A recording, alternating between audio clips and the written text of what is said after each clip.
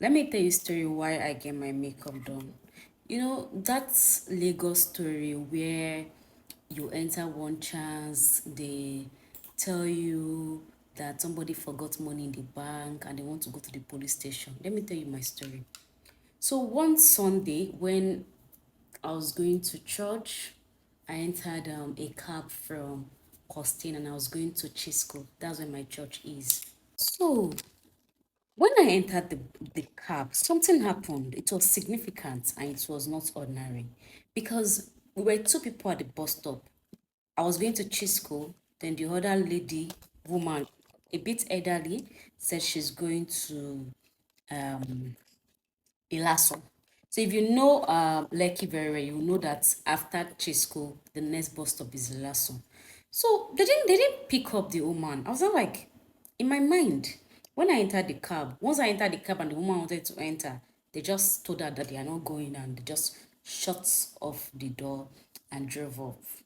So in my mind, I was like, why didn't they pick up somebody going to Ilaso? Or is it that they want to turn at Chisco bus stop? That was what I thought. After entering the cab, I started noticing from Eco Bridge, if you know Eco Bridge, down to Akpongbon, then down to Marina.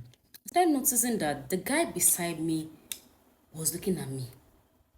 Mind you, I was with two phones, one iPhone and one Android. The iPhone was mine and the Android was a work phone. This guy kept looking at me like, why are you looking at me? What's happening? While he was looking at me, I was just on my phone now. And I have an habit, whenever I enter a bus, I'll speak in tongue briefly, just to thank God for the opportunity for getting a bus and getting to my destination in advance. I have to thank God.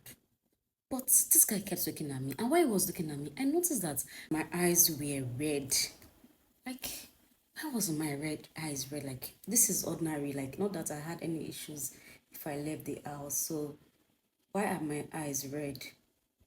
They were not just red, they were peppering me. You know, when you put something in the air, when there's something in the air and that thing is not usual, you know, that feeling you feel in your eyes. That was how I was feeling. This guy kept looking at me, kept looking at me. But me that didn't have any intentions, I didn't know what was going on. So when we got to Bonnie Camp, somebody alighted.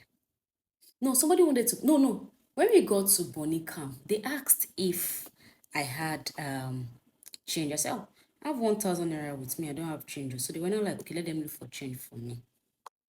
Then they collected the money, but they didn't get the change. So I just thought that by the time other people, or maybe when somebody's coming down and they're picking somebody else, maybe they will have change. So I gave them the 1,000 naira. From that Bonnie Camp, they drove a bit to Kofo Abayomi. No, it was not Kofo Abayomi. It was Oniru. Yes. I think is it Oniru bus stop? Yes, that bus stop opposite Kilimanjaro. Yes. Yes. That bus stop. They stopped. And then this guy, I don't know, I can't remember if it was a guy or a woman, just came down and went to the boat and said, Oga, help me bring the thing where they for boat. So they now went to the boots. Me, I was staying in the car now, pressing my phone. What's my business? I was pressing my phone. The next thing I heard was like, you carry this plenty money? Why did they see this plenty money? Ah, I go carry you go give Agbero.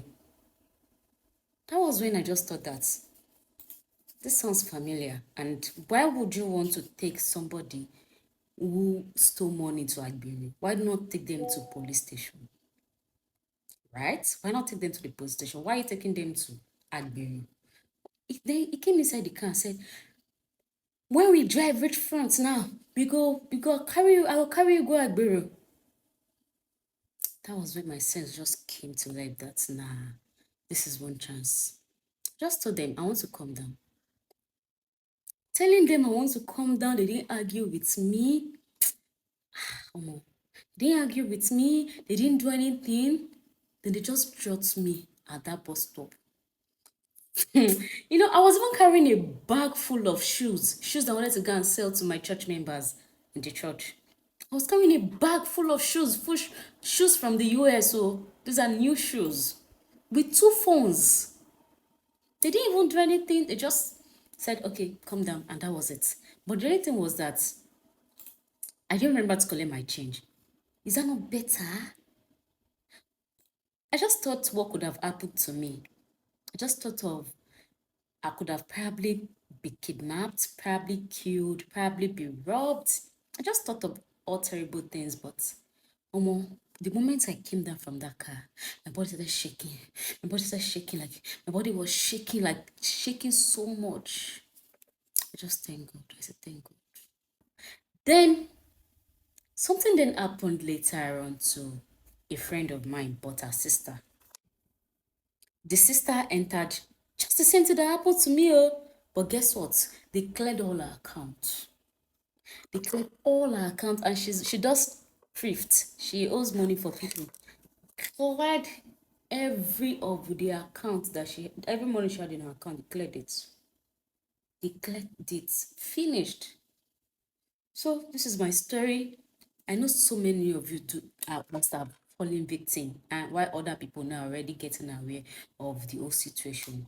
So if we enter bus or cab anywhere, especially this island, and you are hearing something about there is money in the Ghana must go, they want to go and change the money, they want to go and do something, run, come down from that bus sharply. Don't even argue with them, because if you argue with them, you can be hypnotized. Don't argue with them. Just say, driver, I want to come down. If they ask you for money to pay them for wherever they are going to drop you at. Pay them and come down. Your safety is important. Don't be greedy. Okay? So share this video with somebody, because I know people still need to know about this scam in Lagos. And I know it happens in other places also. Please share and like this video. Thank you.